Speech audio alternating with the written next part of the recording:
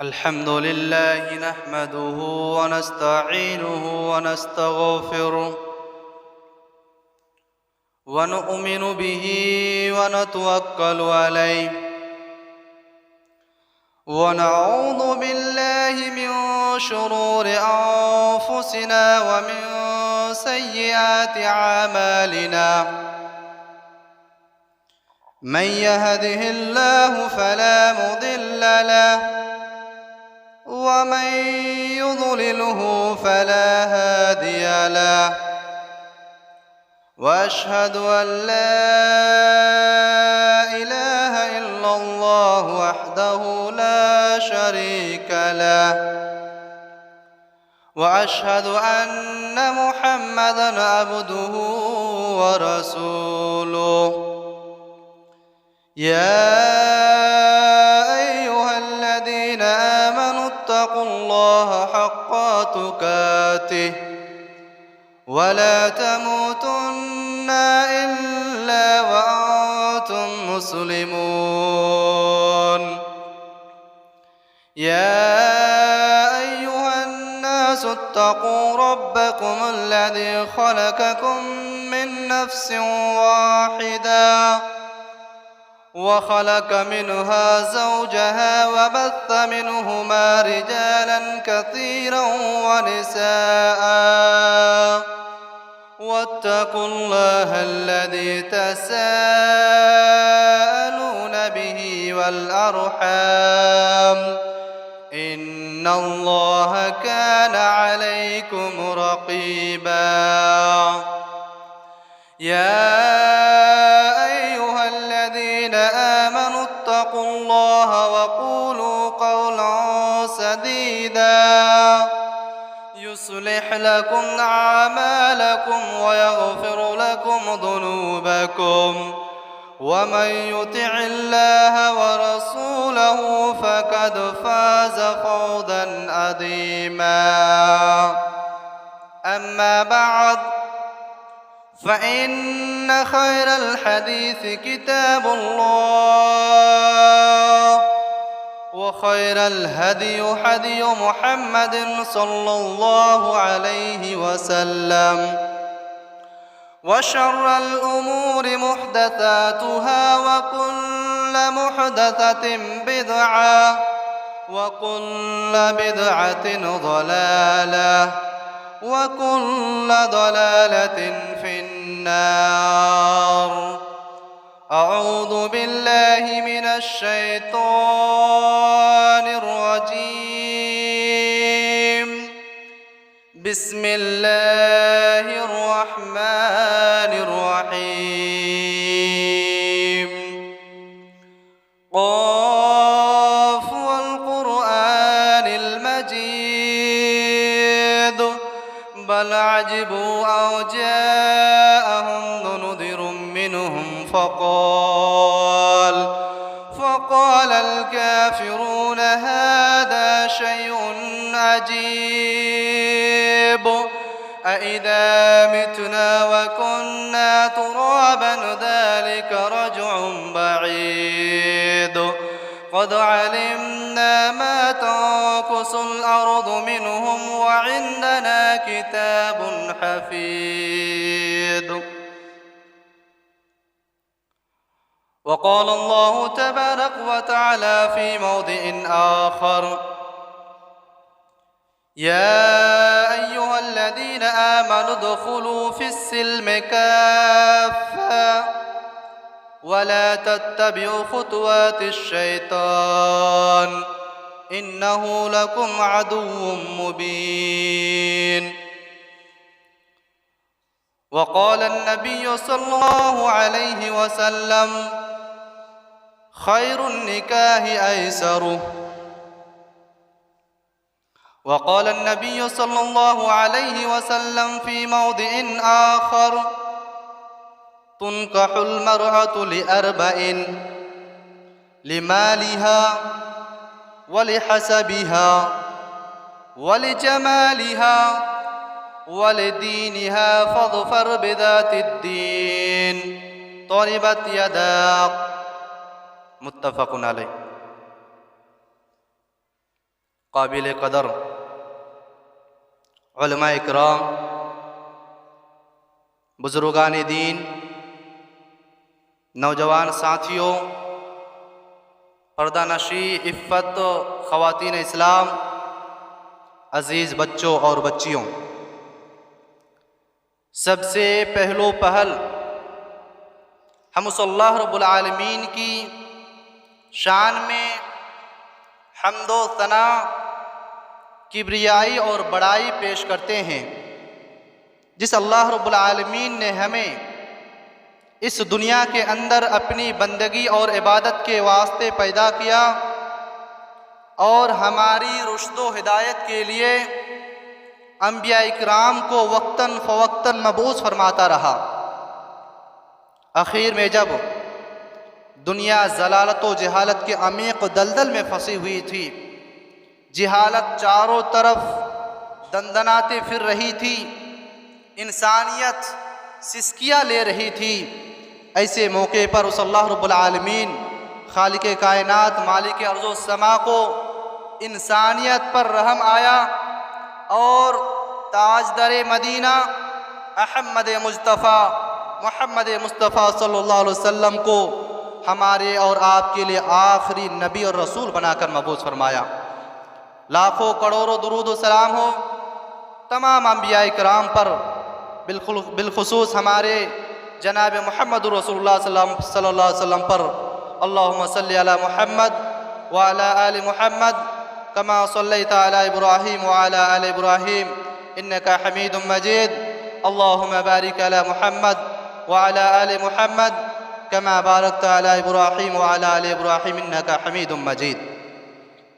मोहतरम सामीन, मैंने आप हज़रात के सामने खुतबाए मसनूना के बाद कुरान मजीद की एक मुक़द्दस आयत की तिलावत की है, जिसमें अल्लाह रब्बुल आलमीन ईमान वाले से खिताब करते हुए फरमाया, या अय्युहल्लज़ीना आमनू, ऐ वो लोगो जो अल्लाह और उसके रसूल पर ईमान लाए हो, आमनुदखुलू फिस्सिल्म काफ़ा, कि इस्लाम के अंदर मुकम्मल दाखिल हो जाओ, आधा अंदर आधा बाहर नहीं, मुकम्मल दाखिल हो जाओ।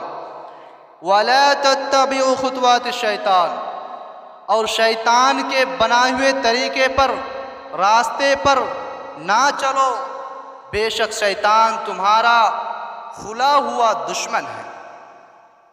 और मैंने आप हज़रात के सामने एक हदीस भी पढ़ी है, सही हदीस है। अल्लाह के रसूल सल्लल्लाहु अलैहि वसल्लम ने फरमाया, ऐसरुन निकाह, कि बेहतरीन निकाह वो है, खैरुन निकाह ऐसरो, कि बेहतरीन निकाह वो है जिसमें कम से कम खर्च हो। मोहतरम सामीन, गुज़श्ता जुमा में मैंने आप हज़रात के सामने शादी में आने वाली रुकावट कि एक पहलू जहेज़ के बारे में कुछ बातें रखी थी, कि किस तरह जहेज़ हमारे समाज व माशरे में निकाह को दिन ब दिन मुश्किल बनाता जा रहा है और हमारी ज़िंदगी से खुशियाँ छीन रहा है और इंसान बेचैन है, परेशान है, गम में घुला जा रहा है। आज भी उसी मौजू की कुछ बाकी बातें आपके सामने रखूँगा कि अल्लाह के रसूल सल्लल्लाहु अलैहि वसल्लम के ज़माने में निकाहें कैसे हुआ करते थे और आज हमारे समाज व माशरे में किन किन बुराइयों की वजह से, किन किन रसूमात की वजह से हमने शादी को दिन ब दिन महंगा और मुश्किल से मुश्किल करे जा रहे हैं। मेरे दोस्तों और बुज़ुर्गों, यकीनन अल्लाह रब्बुल आलमीन ने हम इंसानों को एक फितरत हमीदा के तहत पैदा किया और हमारे लिए ज़िंदगी गुजारने के लिए चंद ऐसी चीज़ें लाजिम और ज़रूरी कर दिया है जिसे अपनी ज़िंदगी में इख्तियार करना एक इंसान के लिए निहायत ही ज़रूरी है, तभी जाकर उसे अपनी ज़िंदगी में सुकून और इत्मीनान नसीब हो सकता है। जैसे सोना, खाना पीना, आराम करना, इसी तरह एक इंसान के लिए चलना फिरना, एक्सरसाइज करना ये एक इंसानी ज़िंदगी के लिए निहायत ही ज़रूरी है। अगर इंसान खाना छोड़ दे, पीना छोड़ दे, चलना फिरना छोड़ दे, एक्सरसाइज करना छोड़ दे, तो बहुत ही जल्द बीमार का शिकार हो जाएगा और अपनी सेहत से, जवानी से वो हाथ धो बैठेगा। इसी फितरत के तहत अल्लाह रब्बुल आलमीन ने नौजवानों को और नौजवान लड़के और लड़कों के लिए इस्लाम के अंदर निकाह को मशरू करार दिया है कि जब लड़के और लड़कियां बालिग हो जाए तो आपस में एक दूसरे की जोड़ी बना दो, उनकी निकाह कर दो। और ये ज़रूरत है, वैसे ही जैसे कि इंसान को भूख लगती है तो तड़पता है, कोशिश करता है, तलाश करता है। जैसे जैसे भूख बढ़ती है उसकी तलाश बढ़ जाती है कि बेहतर से बेहतर खाना कहाँ हमें मिल सकता है, बेहतर से बेहतर और ठंडा से ठंडा पानी कहाँ मिल सकता है। अगर वक्त पर आपको भूख मिटाने के लिए खाना ना मिले, पानी ना मिले, आदमी बेचैन हो जाता है, आदमी डिप्रेशन और टेंशन में चला जाता है। इसी तरह अगर वक्त पर आदमी की शादी ना हो, निकाह ना हो, तो समाज तबाह और बर्बाद हो जाता है और तरह तरह की बुराइयां जन्म लेने लगती है। तो उसी बुराइयों को ख़त्म करने के लिए अल्लाह रब्बुल आलमीन ने निकाह को बरकत के असबाब में से, रोज़ी के एक ज़रिया में से शुमार करते हुए फरमाया कि निकाह करो। अगर तुम गरीब हो, फ़कीर हो, तो मैं निकाह के ज़रिए तुम्हारे लिए रिज़्क़ के दरवाज़े को खोल दूँगा, तुम्हें मैं मालदार कर दूँगा। लेकिन शर्त है कि निकाह, शादी को सादगी के साथ, सुन्नते रसूल पर, सहाबा के तरीके पर, जो हमारे असलाफ ने किया, जो ताबईन ने किया, तबा ताबईन ने किया, उनके तरीके पे चलना है। एक इंसान खाना खाता है, अगर खाना सिंपल है, सादा है, तो ये उसकी सेहत के लिए मुफीद है, फ़ायदामंद है। एक इंसान खाना खाता है जिसमें बहुत सारा मसाला है, तेल है, नमक है, मिर्च है, तो खाने में भी परेशानी का बाइस बनता है और खाने के बाद बैतुल खला में भी वो परेशानी का बाइस होता है। ठीक इसी तरह एक इंसान अगर शादी में सुन्नत रसूल से हटकर, सुन्नत रसूल से बढ़कर किसी दूसरी बिदअत व खुराफात, रसूमात को उस शादी में शरीक करता है तो उसकी ज़िंदगी में और आखिरत में नुकसानदेह है और वो शादी करने के बाद भी बर्बाद है। शादी करने के बाद भी वो बेसुकून ज़िंदगी गुजारता है, बेचैन रहता है और वो शादी करने के बाद भी मुंह छुपाए फिरता है। तो ज़रूरी है कि शादी को सादगी के साथ सुन्नत रसूल पर, तरीक़ा सहाबा पर किया जाए, तब जाके अल्लाह रब्बुल आलमीन ऐसी शादियों में बरकतें नाजिल करता है, सुकून अता करता है। तो आइए सबसे पहले ऐसे मिसाली शादी पेश करते हैं जो अल्लाह के रसूल सल्लल्लाहु अलैहि वसल्लम ने खुद, सहाबाए किराम ने और ताबा ताबईन ने अपनी ज़िंदगी में किया और उनकी ज़िंदगियों में खुशियाँ, बरकतें और सुकून और आराम बह पड़े। मेरे दोस्तों और बुज़ुर्गों, सही हदीस है, हज़रत जुलैबीब रज़ियल्लाहु ताला अन्हु का वाक़या है। बड़े गरीब सहाबी थे, कहाँ खाए, कहाँ सोए, क्या कमाए, क्या ख़ानदान है, कुछ अता पता नहीं। लेकिन अल्लाह के रसूल के खादिम सहाबी खिदमत किया करते थे, बहुत ज़्यादा स्मार्ट और ख़ूबसूरत भी नहीं थे। अल्लाह के रसूल सल्लल्लाहु अलैहि वसल्लम ने पूछा कि जुलैबीब, क्या तुम शादी नहीं करोगे? उसने कहा, अल्लाह के रसूल, मुझ जैसे गरीब आदमी को कौन बेटी देगा, शक्ल भी ठीक ठाक नहीं है। अल्लाह के रसूल सल्लल्लाहु अलैहि वसल्लम ने फरमाया, भले ही लोगों के सामने तुम्हारी हैसियत ना हो, लेकिन अल्लाह रब्बुल आलमीन के नज़दीक तुम्हारी बहुत बड़ी हैसियत है, मैं तुम्हारी शादी खुद कराऊंगा। आप सल्लल्लाहु अलैहि वसल्लम ने उन्हें इशारा किया कि जाओ फला अंसारी के घर में जाकर मेरा सलाम कहना और कहना कि अल्लाह के रसूल सल्लल्लाहु अलैहि वसल्लम ने पैगाम भेजा है कि आपकी बेटी की शादी मुझसे करा दे। वो गया, सलाम किया और अल्लाह के रसूल सल्लल्लाहु अलैहि वसल्लम के पैगाम को दिया। लोग परेशानी से सोचने लगे, ये सहाबी गरीब है, खाने पीने का कोई इंतज़ाम नहीं, आला ख़ानदान भी नहीं, खूबसूरत भी नहीं, कैसे बेटी की शादी करा दे। आपस में मियाँ बीवी मशवरा कर रहे थे। पर्दे की आड़ से वो बेटी सुन रही थी। उन्होंने कहा कि अल्लाह के रसूल सल्लल्लाहु अलैहि वसल्लम ने हुक्म दिया कि शादी कर लो, आप उस पर अपने अकल को लड़ा रहे हैं, सोच रहे हैं, आप अल्लाह के रसूल के हवाले कर दीजिए मुझे, अल्लाह के रसूल मुझे कभी ज़ाया और बर्बाद नहीं करेगा। वो अपनी शर्मिंदगी का एहसास करते हुए दौड़े भागे अल्लाह के रसूल की खिदमत में गया और कहा, अल्लाह के रसूल, मैं राज़ी हूँ जुलैबीब से अपनी बेटी की शादी कराने के लिए। अल्लाह के रसूल सल्लल्लाहु अलैहि वसल्लम मस्जिद में बैठे हुए थे, दोनों की शादी वहाँ पे पढ़ा दिए और बारगाह इलाही में दुआ की कि अल्लाह आलमीन इन दोनों के घर को आबाद कर दे, बरकतों से भर दे, इनकी ज़िंदगी में सुकून और आराम को चारों तरफ से नाजिल कर दे।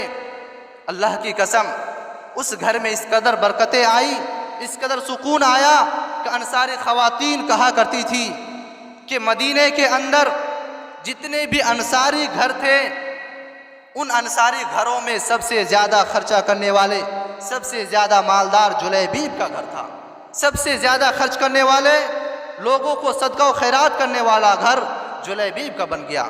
आज हमारे नौजवान दोस्त ये बहाना करते फिरते हैं, नौकरी नहीं, सर्विस नहीं, कोई इनकम ज़रिया माश नहीं, कैसे शादी कर ले, कैसे क्या खिलाएंगे। एक सहाबी जो खुद खाने की फ़िक्र में है, उसके पास नहीं, वो शादी करता है, अल्लाह रब्बुल आलमीन उसे बरकत देता है और उसका घर लोगों में सबसे ज़्यादा अमीर बन जाता है। वजह यह है उसने सुन्नत रसूल पर शादी की, सादगी के शादी की और उसमें किसी तरह के रस्म व रिवाज, जहेज़, बराती और जो दिस दैट की चीज़ें उसने एहतमाम नहीं किया। इसी तरह एक और वाक़या हज़रत रबिया बिन काब रज़ियल्लाहु ताला अन्हु का है कि वो सहाबी बहुत ही गरीब और मखफूल हाल थे, अल्लाह के रसूल की खिदमत किया करते। आप सल्लल्लाहु अलैहि वसल्लम ने नौजवानों को शादी के लिए उभारते हुए फरमाया कि तुम शादी क्यों नहीं कर लेते। उसने कहा कि मेरे पास खिलाने पिलाने के लिए, रहने के लिए खुद का घर नहीं, उसको कहाँ रखूँगा। आप उससे एराज कर लिए और फिर उनसे बात करना छोड़ दिए। फिर दोबारा पूछा शादी क्यों नहीं करते, फिर वही जवाब दिया। तीसरी मरतबा वो इंतज़ार में थे कि अगर अल्लाह के रसूल सल्लल्लाहु अलैहि वसल्लम पूछा कि शादी क्यों नहीं करते तो मैं बता दूंगा कि शादी कर लूँगा, अगर आप सोच रहे हैं तो ज़रूर उसमें कुछ फ़ायदा होगा। अल्लाह के रसूल तीसरी मरतबा जब कहते हैं तो कहते हैं, अल्लाह के रसूल आप हुक्म दीजिए कहाँ शादी करनी है। अल्लाह के रसूल सल्लल्लाहु अलैहि वसल्लम ने फरमाया, जाओ फला अंसारी के घर जाओ और मेरा पैगाम दो और सलाम के साथ मेरा पैगाम पहुँचाओ। वो जैसे ही उस घर में जाते हैं उसका वेलकम और स्वागत होता है और कहते हैं अल्लाह के रसूल ने पैगाम भेजा, उन्हें बैठने दिया जाता है, सलाम का जवाब देते हैं और फ़ौरन अपनी बेटी की निकाह पढ़ा देते हैं। कोई रस्म नहीं, कोई छेका नहीं, कोई मंगनी नहीं, कोई बराती नहीं, यहाँ तक कि ना गवाह का तलब किया ना कोई महर का तलब किया, फ़ौरन शादी करा दिया। सहाबी मायूस होकर अल्लाह के रसूल की खिदमत में आए और कहा, अल्लाह के रसूल आप ऐसे शरीफ घराने में मुझे भेजा, जाते ही निकाह पढ़ा दिए, तो क्या अच्छी बात है, इतना अच्छा ख़ानदान मिलना ये खुशनसीबी की बात है। तो सहाबी ने कहा, अल्लाह के रसूल इतने अच्छे ख़ानदान है, महर देने के लिए मेरे पास कुछ नहीं है। तो फिर घबराते क्यों हो। अल्लाह के रसूल सल्लल्लाहु अलैहि वसल्लम ने बुरीदा रज़ियल्लाहु ताला अन्हु को कहा कि जाओ अपने साथी में कुछ रुपये पैसे या सोने चांदी को इकट्ठा करो और इसके महर का इंतज़ाम करो। बुरीदा रज़ियल्लाहु ताला अन्हु अपने सहाबी के अंदर गए और सोने चांदी इकट्ठा करने लगे तो खजूर के गुठली के बराबर सोना का इंतज़ाम हुआ। उसको अल्लाह के रसूल ने हवाले कर दिया कि जाओ रबिया, इसको अपने ससुराल में जाकर अपनी बीवी के हवाले कर दो कि ये हमारा महर है। जैसे ही वो दुआ दिया वो लोग फिर तारीफ़ करने लगे, माशाअल्लाह अल्हम्दुलिल्लाह बारकल्लाह, बहुत अच्छा है, पाक है, छोटा है, कम है, लेकिन बहुत ही बाबरकत है। फिर वो सहाबी मायूस होकर आया और कहा, अल्लाह के रसूल ये लोग इतने अच्छे हैं कि महर दिया उसमें कोई ज़्यादा डिमांड भी नहीं किया, कोई ऐब भी नहीं निकाला और कोई और चीज़ का मुतालबा नहीं किया। तो फिर अल्लाह के रसूल ने कहा, ये तो और बेहतर है। उस सहाबी ने कहा, इतने अच्छे ख़ानदान में शादी हुई, महर का इंतज़ाम हो गया, वलीमा करने के लिए कुछ नहीं, खुशी का इजहार करने के लिए, लोगों को दावत करने के लिए कुछ नहीं। तो अल्लाह के रसूल ने कहा, बुरीदा जाओ अपने सहाबी के पास और कुछ इंतज़ाम करो। वो गए, एक सहाबी एक बड़ा सा मेंढा दे दिया कि जाओ अपनी शादी में तुम वलीमा करो। अल्लाह के रसूल सल्लल्लाहु अलैहि वसल्लम ने हुक्म दिया, बुरीदा आयशा के पास जाओ, कुछ जौ के आटे रखे हैं उसको लाओ और बनाओ, वलीमा करो, मैं भी आना चाहता हूँ उसमें। ये सिंपल सादगी के साथ शादी हुई। मेरे दोस्त और बुजुर्गों, अब इस शादी से अंदाज़ा कर सकते हैं कि अगर किसी के पास महर देने का पैसा नहीं है तो आप एक जगह कमेटी बनाकर कुछ पैसे इकट्ठा करके उसका महर का इंतज़ाम कर सकते हैं। वलीमा करने का आपका इंतज़ाम नहीं है, पैसा नहीं है, ताकत नहीं है, तो आप अपने घर से ही खाना ले जाकर उसके घर में खा ले, यही वलीमा हो गया। आपके पास रुपया है, पैसा है, तो आप उनके इस वलीमे में रुपये पैसा देकर उसका ताउन करें और इस सुन्नत को उजागर करें।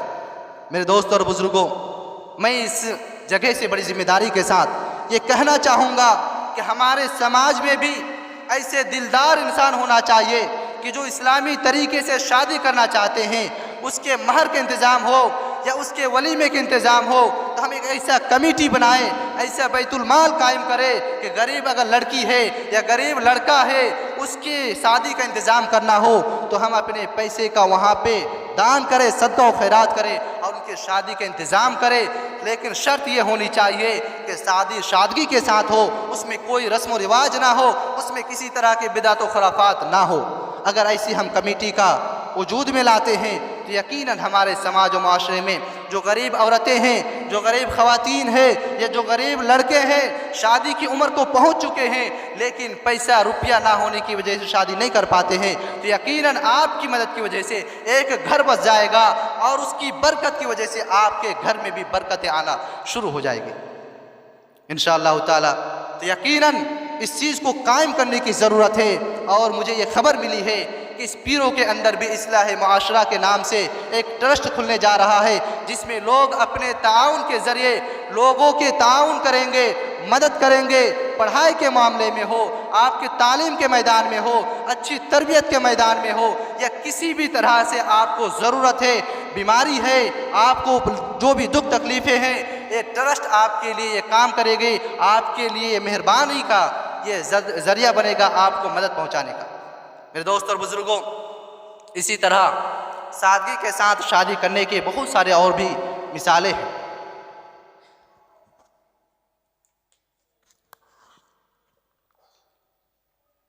ये दो मिसालें मैंने आप हज़रात के सामने अल्लाह के रसूल सल्लल्लाहु अलैहि वसल्लम के सामने जो शादी हुई है उसके बयान किए हैं। एक मिसाल ताबईन से जो आपके लिए बहुत ही अनमोल और नमूना की हैसियत रखता है। हज़रत सईद बिन मुसय्यब ताबईन है, बड़े पैमाने के मुहद्दिस है। उनकी बेटी हाफिज़ा है, मुहद्दिसा है, और सईद बिन मुसय्यब मस्जिद नबवी में हदीस का दर्स देते हैं। उनका एक शागिर्द हज़रत अब्दुल्ला है, एक मरतबा 3 दिन वो दर्स से गायब रहा।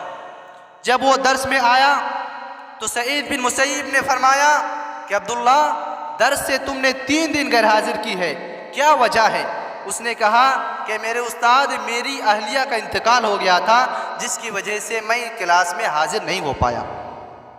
बस बात वहीं से ख़त्म हो गई।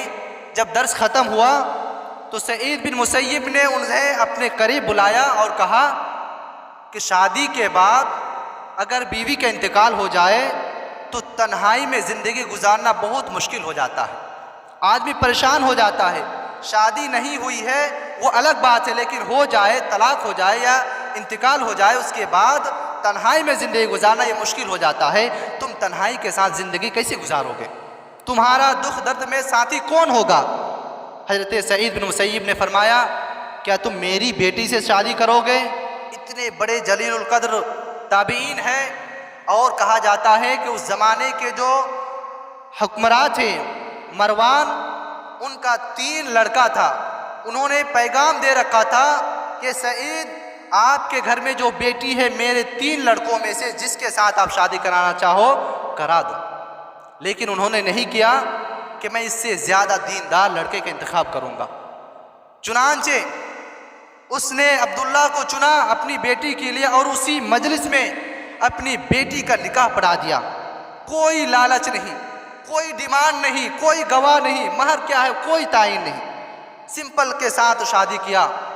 और हजरत अब्दुल्ला जो हैं वो डरे सहमे हुए थे, इतने बड़े बाप की बेटी, शादी तो कर लिया, उस्ताद है, बात का इनकार नहीं कर पाए, क्या खिलाए क्या पिलाए। उस दिन वो रोज़ा रखा हुआ था, घर में कुछ खाने का इंतज़ाम नहीं था।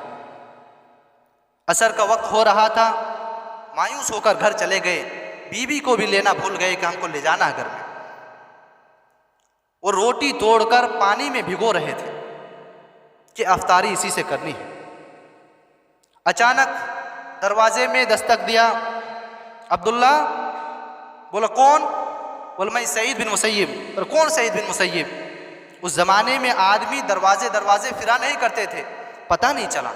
बोला मैं तुम्हारा उस्ताद सईद बिन मुसय्यिब।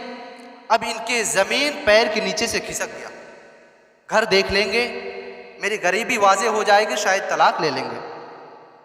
हजरत सईद बिन मुसय्यिब आके कहते हैं कि तुमने शादी की और अपनी बेटी को तुमने वहीं पे घर छोड़ के आया, तुमने नहीं लेकर आया, मैं अपनी बेटी को तुम्हारे घर में पहुंचाने आया। आज हमारी हालत क्या होती है, हम जाते हैं दूल्हे के साथ 100 गाड़ियां लेकर, वो बेटी खुद पहुंचाने आ रहे हैं दामाद के घर पर और पहुंचाकर चले जाते हैं। दामाद के घर अंदर भी नहीं आते हैं, वो डरे सहमे हुए हैं कि कहीं मेरी गुर्बत को ना देख ले। इतनी सिंपलिटी के साथ शादी होती थी। गरीबी का यह आलम था कि खाने को कुछ नहीं, फिर भी वो शादी कर लिए। आज हमारे पास 10 तरह के कपड़े हैं, खाने पीने के 15 तरह के आइटम रोज़ाना बनते हैं, घर है, छत है, फिर भी हम तैयार नहीं कि शादी कर ले। गलत काम करने में हम मशरूफ़ है, मगन है।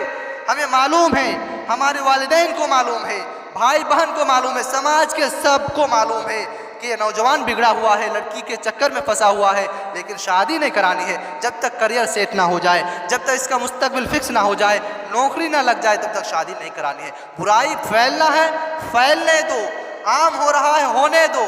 रस्म व रिवाज की जब तक मुकम्मल पाबंदी के साथ शादी नहीं करेंगे, हम शादी के लिए तैयार नहीं होंगे। कितनी आसानी के साथ इतने बड़े बाप की बेटी की शादी एक अदना हकीर और गरीब आदमी से करा देते हैं। ऐसे शादी में अल्लाह रब्बुल आलमीन की बरकतें होती हैं और फिर उन दोनों की ज़िंदगी में खुशियाँ आ पड़ती हैं। मेरे दोस्त और बुज़ुर्गों, एक और वाक़या इमाम बुखारी, हमें और आपको मालूम होना चाहिए कि इमाम बुखारी की शख्सियत क्या है। इमाम बुखारी रहमहुल्लाह के उस्ताद मुबारक अब्दुर्रहमान बिन मुबारक जो है किसी बाग में हिफाजत का काम किया करता था। 3 साल से उस बाग में काम किया। उस बाग का मालिक का एक मेहमान आया तो मुबारक को हुक्म दिया कि बाग के अंदर से कुछ अच्छे फल को चुन कर लाओ। वो गया, फल को तोड़कर लाया। जब फल को काटा गया तो पता चला वो फल कड़वा है, सही नहीं था। फिर भेजा, फिर वही निकला। तीसरी मर्तबा भेजा तो कहा मुबारक 3 साल से तुम फल की निगहबानी करते हो, इस बागीचे में रहते हो, तुम्हें अंदाज़ा नहीं कौन फल मीठा है कौन कड़वा है। तो उसने कहा ईमानदारी देखिए कि मैं 3 साल से भले इस बागीचे में काम करता हूँ, लेकिन मैंने किसी भी फल को हाथ लगाकर तोड़कर खाकर नहीं देखा कि कौन फल मीठा है और कौन कड़वा है। मेहमान को ये बात इतना पसंद आता है, वो फ़ौरन दौड़े दौड़े अपनी बीवी के पास जाता है कि मैंने एक ऐसा ईमानदार आदमी को देखा, ऐसा दीनदार आदमी को देखा कि 3 साल एक बाग में काम करने के बावजूद भी वो किसी भी दरख्त के फल के बारे में नहीं मालूम कि कौन फल मीठा है, कौन तीता है और कौन कड़वा है। बीवी ने कहा अब पागल है कि मुझे पूछने आए, शादी क्यों नहीं करा दी अपनी बेटी की। ईमानदारी के बुनियाद पर शादियाँ हुआ करती थी। वो फ़ौरन फिर गया और मुबारक की शादी अपनी बेटी से करा दिए। वो शादी जो सुन्नत रसूल पर हुई, उसके घराने से ऐसा बच्चा पैदा हुआ जो इमाम बुखारी के उस्ताद निकले, अब्दुर्रहमान बिन मुबारक पैदा हुए। और हदीस के मैदान में जो काम करते हैं, पढ़ते लिखते, उन्हें मालूम है कि अब्दुर्रहमान बिन मुबारक का नाम सबसे ऊंचे मकाम पर होता है और हदीस की कोई ऐसी किताब नहीं जिसमें अब्दुर्रहमान बिन मुबारक का नाम ना हो। ये होती है सिंपल और सादा शादी करने का सवाब और उसका नतीजा और उसका समरा। मेरे दोस्त और बुजुर्गों, लेकिन आज जब हम अपने समाज के अंदर झांकते हैं तो हमें मालूम होता है कि हमने इस्लाम के नाम पर, मुसलमान होने के नाम पर इतने सारे रस्म व रिवाज को पाल रखा है कि दूसरे मजहब के लोग भी शर्मा जाए कि ये मुसलमान है या हमारे ही भाइयों में से है। समझ में नहीं आता कि एक इंसान मुसलमान की शादी में आया है या किसी गैर मजहब की शादी में आया है। मैं चंद फहरिस्त आपके सामने रखना चाहूँगा कि आज हमने किस तरह के रसूमात को अपने घरों में और अपने शादियों में पाल रखा है, जिसकी वजह से शादियाँ दिन ब दिन महंगी और मुश्किल से मुश्किल होती जा रही है। नंबर 1, निकाह से पहले मंगनी के रसूमात। अजीब बीमारी फैली हुई है हमारे समाज में। निकाह करना है, 2 साल 3 साल पहले छेका कर लिए, मंगनी के रसूमात हो रहे हैं, इधर से पैगामात जा रहे हैं, उधर से पैगामात आ रहे हैं, हाल समाचार हो रहे हैं, लेकिन शादी नहीं हो रही है। एक बच्चा को, रोता हुआ बच्चा को लॉलीपॉप दे दिया कि एक लॉलीपॉप है, आपको खाना नहीं है, छेका हो गया है, बस आप तसल्ली में रहे कि आपकी शादी होनी है, क़यामत से पहले पहले हो जाएगी या मरने से पहले पहले हो जाएगी।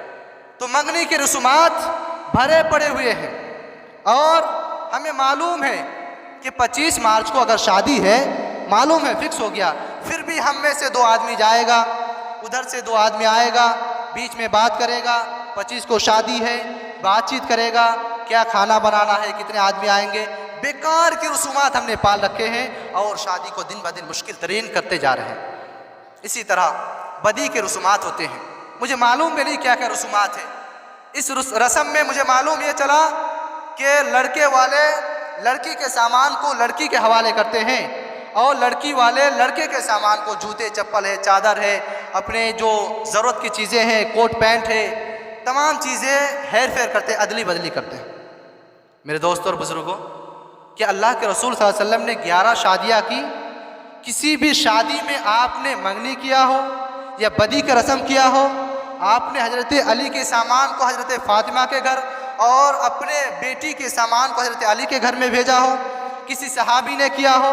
जब नहीं किया है, सहाबी ने नहीं किया, ताबईन ने नहीं किया, तबा ताबईन ने नहीं किया, हमारे असलाफ ने नहीं किया, तो कहाँ से लेकर आए? कौन है ये लोग? कहाँ से लेकर आ जाते हैं? क्यों लेकर आ जाते हैं? क्या मिलता है आपको? फिर बाद में आप ही रोना रोते हैं कि शादी में इतने खर्च हो गए कि अब आदमी बर्बाद हो गया, आदमी के पास कोई ऑप्शन ही नहीं रहा कि कुछ चीज़ें कर सके। एक आदमी जिंदगी भर कमाकर अगर 2-4 बेटी है तो वो इसी टेंशन में मरा जा रहा है कि इसकी शादी हो गई, इसकी कब कैसे कराएं, इसकी हो गई अब इसका इंतज़ाम कैसे करें। और इसी वजह से समाज में सूद, ब्याज और गलत काम ज़्यादा से ज़्यादा फैल रहा है। आदमी के पास इनकम के ज़रिया नहीं है, जहेज़ मांगा जा रहा है। एक आदमी जो 2500 का कपड़ा नहीं पहना, वो ससुर से 25,000 का डिमांड कर रहा है कि मुझे 5,000 का जूता चाहिए, 12,000 की घड़ी चाहिए, मुझे 10,000 का कोट और पैंट चाहिए। जो आदमी 250 रुपये में रिक्शे पे कपड़ा खरीदता है, वो जाएगा शोरूम में, फ्रिज का पानी पिएगा, वो एसी और कूलर का हवा खाएगा, ऐसा लग रहा है कि बादशाह की ज़िंदगी गुजार रहा है। और डिमांड पे डिमांड, ये कपड़ा नहीं, इसका प्राइस कम है, वो चाहिए, वो होलसेल में जो अच्छा वाला है, ज़्यादा प्राइस वाला है, उसको चाहिए। मेरे दोस्तों और बुज़ुर्गों, ये ऐसा रसूमात है कि अगर आज आपने डिमांड किया तो कल भी आपके घर में बेटी है, वो भी डिमांड कर सकता है। तो ये ऐसा है कि अगर किसी के घर में आग लगाते हैं तो आपके घर में भी आग लगने का पूरा खदशा है। उस वक्त आपको शिकायत करने का कोई हक नहीं होता, कोई मौका नहीं होता कि आज समाज में नौजवान जहेज मांग रहे हैं, आप भी तो उसी जहेज के बुनियाद पर आज राज कर रहे हैं, गाड़ी में घूम रहे हैं, उसी कोट और पैंट में लोगों को दिखा रहे हैं, फेसबुक और व्हाट्सएप और इंस्टाग्राम में अपने रील को भेज रहे हैं। मेरे दोस्तों और बुजुर्गों, इसी तरह हमारी माएँ और बहनें भी कम नहीं है रसूमात में। मेहंदी के रसूमात, हल्दी के रसूमात और फिर मंगनी के रसूमात, ये तमाम तरह के रसूमात के साथ ऐसी बिदअतें और खुराफातें हमने मान रखा है, जन्म कर लिए हैं कि हम सोच ही नहीं सकते कि ये मुसलमान का घराना है या किसी दूसरे समाज में हम आ गए। हल्दी का रस्म है, सब पीला पीला पहना हुआ। अजीब माजरा है। क्या हो गया मेरे नौजवानों? जिस रसूल ने इस उम्मत की फिक्र में एक कुर्ते में अपनी ज़िंदगी गुजार दिया, 100 पैबंद लगे होते थे, आज हमारे पास अगर माल दौलत आ गई है तो हम उसको बेजा इसराफ में खर्च करते हैं। हल्दी के रसूमात में पीले पीले होने चाहिए। बुजुर्ग क्या, जवान क्या, औरतें क्या, मर्द क्या, बच्चे क्या, आज पैदा हुआ उसको भी पीला चाहिए। मेहंदी के रसूमात है हरा हरा, हरियाली होनी चाहिए। और मंगनी के रसूमात है, लगन के रसूमात है तो लाल लाल होनी चाहिए। अजीब माजरा है।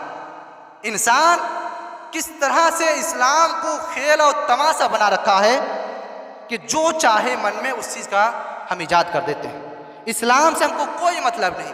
हदीस ने किस चीज़ को करने का हुक्म दिया, हमें उससे कोई मतलब नहीं होता है। अल्लाह के रसूल ने किस चीज़ से मना किया, किस चीज़ को करने का हुक्म दिया, हमें किसी चीज़ से कोई मतलब नहीं, कोई सरोकार नहीं। हमें मतलब ही नहीं कि हम मुसलमान हैं कि नहीं, बस शादी धूमधाम से होनी चाहिए। मेरे दोस्तों और बुजुर्गों, ये रसूमात हराम है और समाज में दिन ब दिन हमारे और आपके सुकून को ख़त्म कर रहे हैं। इसी तरह निकाह से पहले मंगेतर अपनी अहलिया को हलाल समझते हैं। निकाह का डेट फिक्स हो गया, बात तय हो गई तो आदमी समझता है कि वो हमारे लिए हलाल हो गई। आदमी फ़ोन पे बात कर रहा है, घुमा रहा है, शॉपिंग कर रहा है, शादियों में जा रहा है। हराम है। जब तक इजाबो कबूल ना हो जाए, लाख आप उसे छेका कर ले, मंगनी कर ले, पुख्ता आप सबूत जमा कर ले, जब तक वो कबूल ना कर ले वो आपके लिए हलाल नहीं है। चाहे फ़ोन पे बात करे या आप उसे कहीं घुमाए, किसी भी तरीके से उससे बातचीत करना, सलाम व कलाम करना, मुसाफा करना, उससे मिलना जुलना, तमाम चीज़ें हराम है। ये हमारे समाज में होता है। छेका के बाद जब बात मुतय्यन हो गई, आज़ाद हो जाता है। क्या कर रहा बेटा? बतिया रहा, वो बहू से बतिया रहा। बेटी क्या कर रही है? वो लड़का से बात कर रहा। हम उसको ध्यान नहीं देते हैं। अब तो शादी करनी ही है, 2 साल के बाद, 4 साल के बाद शादी करनी। तो इस तरह के हमारे समाज में हया और शर्म की जनाजा निकल चुकी है। हमें एहसास भी नहीं होता कि हम इतने बड़े गलत काम कर रहे हैं, ज़िना करवा रहे हैं। शादी का जब बात हो गई है तो शादी करा दो भाई, किस बात की ताख़ीर। इसी तरह हमारे समाज में बारात और बारात के साथ जो ढोल ताशे और पी जो बजते हैं, आप और हम जानते हैं ये कहाँ से रसूमात आए। हमारे बाजू जो भाई हैं, जो गैर मुस्लिम है, ये उसी के रसूमात में से है। पहले ज़माने में शादी जब एक जगह से दूसरी जगह जाती थी तो रास्ते में डाकू होते थे, चोर उचंगे होते थे। तो लड़कियों की जानिब से जो जहेज़ आया करता था, उसकी हिफाजत के लिए लड़के वाले कुछ हट्टे कट्टे नौजवान मुस्टंडे ले जाते थे ताकि रास्ते में कोई छीन चपाटी ना हो, सामान की हिफाजत के साथ लाया जाए। वो चीज़ ख़त्म हो गई। आज हम उसको जो बारात जाते हैं हिफाजत के साथ 4 व्हीलर में बैठाकर एसी का हवा खिलाते हुए ले जाते हैं। दावत खुद हम अपने घर के लिए देते हैं, लेकिन उसको खिलाते हैं अपने ससुराल में जाकर, लड़की के घर में जाकर खिलाते हैं। अजीब बात है। हम आपको यहाँ पे बुलाए कि यहाँ पे दीनी मजलिस कायम किया जाएगा और फिर हम आपको हवाले कर दे कि जाइए आप वहाँ पे शादी हॉल में जाके दीनी मजलिस का कोई प्रोग्राम सुन ले, तो कितनी बेइज्जती की बात होगी। आपने दावत दी है तो आप अपने घर में खिलाइए। आपका कोई हक नहीं कि आप दावत देकर दूसरे घर में लेकर जाए। वो लड़की की जिम्मेदारी है कि वो अगर चाहे तो किसी को बुलाए और किसी को ना चाहे तो उसको मना कर दे। ज़रूरत है कि अगर कोई बारात लेकर आता है तो उसको ना खिलाए। जिससे ज़रूरत है, दूल्हा है, उसके साथ 1-2 गवाह है तो बस उसी को खिलाकर बेइज्जती करके घर से निकाल दे। अगर एक बार आपने कर दिया है, अल्लाह के वास्ते किया, तो भले ही आपकी शादी टूट सकती है, लेकिन अल्लाह रब्बुल आलमीन जो आपका रिश्ता फरिश्तों के साथ जोड़ देगा, अल्लाह रब्बुल आलमीन अपने साथ जोड़ देगा, उसका कोई रिश्ता को तोड़ नहीं सकता। इसी तरह हमारे समाज और माशरे में आलिम उलमा भी कहर बर्पा करते हैं। निकाह से पहले कलमा पढ़ाते हैं, मुसलमान उससे बनाते हैं और कहते हैं पढ़ो ला इलाहा इल्लल्लाह। भाई वो मुसलमान है ऑलरेडी, उसको कलमा पढ़ाने की ज़रूरत नहीं है। ये हमारे समाज और माशरे में ये भी होता है कि शादी ब्याह पढ़ाने के मौके पर अगर कोई जुमला, कोई अदायगी कुछ कमो बेसी हो जाए तो आदमी सोचता है शादी नहीं हुई, शादी के अरकान में से ये है कि आदमी इजाब व कबूल कर ले, 2 गवाह हो जाए, एक वकील हो जाए, शादी काफ़ी है। किस अंदाज से बोलना है, किस ज़बान में बोलना है, इसकी कोई ज़रूरत नहीं है। खुतबा ना हो तो भी कोई ज़रूरत नहीं है, अगर है तो अच्छी बात है, सुन्नत है। लेकिन अगर कुछ बोलने में, अदायगी में कुछ कमी बेसी हो जाती है तो आदमी कहते हैं कि फ़लाँ मौलवी साहब ने निकाह सही से नहीं पढ़ा है। ये हमारे दरमियान अलमिया फैला हुआ है। इसी तरह हमारे समाज और माशरे में ये भी एक रसूमात है कि लड़कियां जो दूल्हे हैं उसके जूता चोरी करती हैं। अजीब है, जूता चोरी कर रही है, चप्पल चोरी कर रही है, अपने दूल्हे से हंसी मजाक कर रही है। अल्लाह के रसूल सल्लल्लाहु अलैहि वसल्लम की हदीस है कि एक मर्द के लिए ये बेहतर है कि वो अपने सर में किसी लोहे को डालकर मर जाए, लेकिन किसी औरत के हाथ को छुए या उससे धक्का लगाए। आज हमारे शादी ब्याह के माहौल में देख ले किस तरह औरतें एक दूसरे से घुले मिले रहते हैं, हंसी मजाक करती हैं और एक दूसरे से लगता ही नहीं है कि यह इस दूसरे के लिए हराम है या महरम है। इसी तरह हमारे समाज और माशरे में एक बीमारी ये भी है कि जब दूल्हे और दुल्हन को घर में दाखिल किया जाता है तो ऊपर कुरान रखते हैं और उसके नीचे से गुजारा जाता है। अजीब अलमिया है, जिस कुरान को पढ़ने के लिए नाजिल किया, उसे हिदायत हासिल करने के लिए नाजिल किया, आज हम उस कुरान को नहूसत निकालने के लिए इस्तेमाल कर रहे हैं। नौज़ुबिल्लाह, शर्म आनी चाहिए। कुरान पढ़ने नहीं आता, समझने नहीं आता, लेकिन कहाँ से हमको ये चीज़ आ गई कि कुरान को ऊपर रखो, उसके नीचे से दूल्हे दुल्हन को अंदर करो। इसी तरह हमारे समाज और माशरे में ये भी होता है कि जब दूल्हे दुल्हन को घर के अंदर एंट्री मिलती है तो उसको हाथ में चावल दी जाती है और चावल फेंका जाता है। अल्लाह रब्बुल आलमीन ने नेमत के तौर पर आपको खाने के लिए दिया था। कल क़यामत के रोज़ आपको पूछेगा फला जगह एक भिखारी सो रहा था, खाने के लिए उसके पास कुछ नहीं था, आप शादी ब्याह के मौके पे चावल के गुलछड़े उड़ा रहे थे। क्या जवाब देंगे, क्या मुंह दिखाएंगे हम अपने रब को कल क़यामत के रोज़? मेरे दोस्त और बुजुर्गों, इसी तरह हमारे समाज में शादी के मौके पर दूल्हे और दुल्हन को बैठाकर दूध में रिंग डालकर, अंगूठी डालकर खेला खिलाया जाता है। जिस खेल को अल्लाह के रसूल ने तन्हाई में खेलने का हुक्म दिया, भरे मजलिस में औरतें हैं, मर्द हैं, सब बैठे हुए हैं, बेहया की तरह देख रहे हैं, दोनों शर्मा रहे हैं और एक दूसरे को खेला खेलकर। वो दूध इसराफ में आएगा, कल पूछा जाएगा कि वो दूध पीने के लिए दिया था तुमको, तुमने उसका गलत इस्तेमाल किया, उसको फेंका, उसमें खेल खेला। खेलने का मैदान है, मैदान खाली पड़ा है, हम मोबाइल में लगे हुए हैं। इसी तरह हमारे समाज और माशरे में ये होता है कि जब दूल्हा शादी करने जाता है तो अजीब ही रूपरेखा और रंगत को इख्तियार करके जाता है। रोबोट बना रहता है, चारों तरफ से फूल फूल, मुंह ढका हुआ है, अजीब माजरा है। मेरे दोस्तों बुजुर्गों, आप मर्द हैं, मुंह खोल के जाए, सिंपल सादा ड्रेस में जाए, हाथ में छोरा लिया हुआ है, पूरे फूल से माला से ढका हुआ है, वो खुद से न खड़ा हो पा रहा, न बैठ पा रहा। 2 आदमी उसके फूल के माला को, सेहरा को उठाओ, एक आदमी उसको खड़ा करो, बैठाओ, सलामी करो। अजीब माजरा है मेरे दोस्तों बुजुर्गों। मैंने जो आपके सामने 3 वाक़या पेश किया, किसी भी वाक़ये में आपको शादी ब्याह के ज़र्रा बराबर भी रसूमात मिला? कोई भी फंक्शन, कोई भी त्यौहार, किसी भी तरह की ये सारी चीज़ें जो आप ऑर्गेनाइज करते हैं, घर में 6 महीना से तैयारियां करते हैं, किसी भी वाक़या से आपको नहीं मिला? जब नहीं मिला तो यकीनन ये हमारे घर के बनावट चीज़ें हैं, बनाई हुई चीज़ें हैं और यकीनन इसका हमें जवाब देना पड़ेगा। ज़रूरत इस बात की है कि हम इसको छोड़ें। एक अलमिया और एक बीमारी हमारे समाज में ये है कि अगर कोई नौजवान लिल्लाह फिल्लाह है, अल्लाह रब्बुल आलमीन का तक़वा शिआर बंदा है, उसके दिल में ये ख्वाहिश है कि सुन्नत रसूल पर शादी करे, जहेज़ नहीं लेंगे, बराती नहीं ले जाएंगे, लड़की वाले उस पर इल्ज़ाम तराशी करते हैं, शायद लड़के के अंदर कुछ कमी है, चेक करो कहीं उसका पैर तो टूटा नहीं है, आँख नकली तो नहीं है, दांत कहीं उसका बदला हुआ तो नहीं है, उसके पीछे CBI जांच लगाई जाती है। कुछ तो कमी है कि वो जहेज़ नहीं ले रहा, कुछ तो कमी है कि बराती में वो कमी कर रहा है। नौज़ुबिल्लाह, एक इंसान जो सुन्नत पर शादी करना चाहता है, आप उसको अपनी सुन्नत से फेर कर गलत रसूमात और बिदअत और खुराफात की तरफ ले जाना चाहते हैं। क्या हो गया हमारे समाज को कि दीन इस्लाम से रोकने वाला खुद मुसलमान होता है?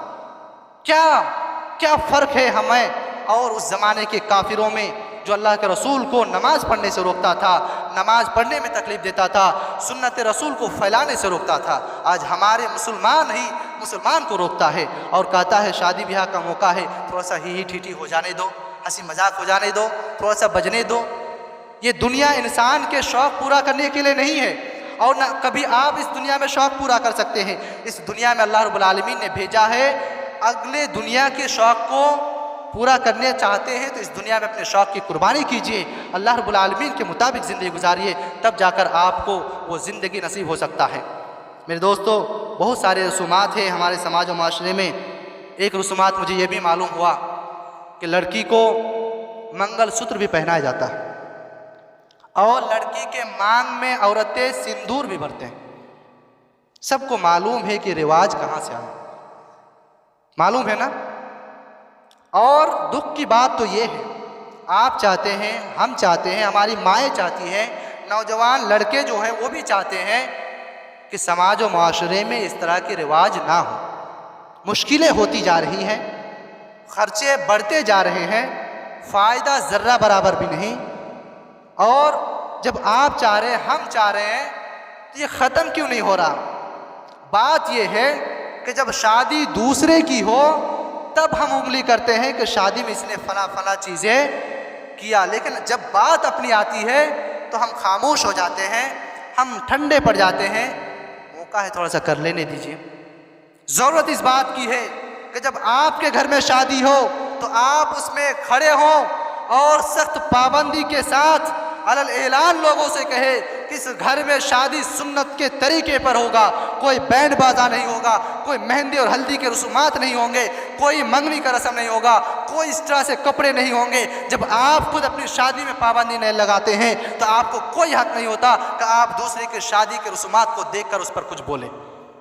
सबको अपनी शादी में पाबंदी लगा ले, बेहतर यही है। और आप अगर एक शादी सुन्नत रसूल पर करते हैं तो 1000 जलसे जुलूस आप कर ले, उससे बेहतर है। और ये आपके लिए भारी हो जाएगा 1000 जलसे जुलूस और आपके प्रोग्राम करने से। मेरे नौजवान दोस्तों, जब दिल में ख्वाहिश है कि आप इन रसूमात को ख़त्म करें, निकाह को आसान करें, तो उठ खड़े होए और आप अज़्म करें दिल में कि यकीनन समाज से लड़ना पड़े, किसी से रिश्ता तोड़ना पड़े, माँ बाप से भी अलग होना पड़े, कोई बात नहीं, हम रसूल अकरम सल्लल्लाहु अलैहि वसल्लम की सुन्नत को ज़िंदा करेंगे और यकीनन शादी को सादगी के साथ, सिंपलिटी के साथ करेंगे और ये साबित करके दिखाएंगे कि आज भी हमारे दिल में रसूलुल्लाह सल्लल्लाहु अलैहि वसल्लम की मोहब्बत बाकी है और हमारे दिल में ईमान बाकी है। दुनिया जो करती है करने दीजिए, आप एक बार करके दिखाइए, हम आपके साथ देने के लिए तैयार हैं। हज़ारों नौजवान हैं जो चाहते हैं लेकिन करने के लिए उसको सपोर्ट नहीं मिलता है, उसको साथी नहीं मिलता है। ज़रूरत इस बात की है कि हम खुद शादी को सादगी के साथ करें और एक दूसरे की ताउन करें और शादी को आसान करें और ज़िना को मुश्किल करें। अल्लाह ताला से दुआ करते हैं कि अल्लाह ताला हमारे अंदर जो भी कमियां है, जो कोताही है, उन तमाम चीज़ों को ख़त्म कर दे। और जो शादी में रसूमात है, या अल्लाह आलमीन तो अपने फजल से, करम से हमें ताकत दे, क़ुव्वत दे, उसके ख़िलाफ़ खड़े होने की ताकत दे और उन तमाम रसूमात को ख़त्म करने की तौफ़ीक़ अता फरमा और हमें सुन्नत रसूल पर शादी करने की तौफ़ीक़ अता फरमा। तक़ब्बल या रब्बल आलमीन व सल्लल्लाहु अला नबियना मुहम्मद व अला आलिहि व अस्हाबिहि अजमईन।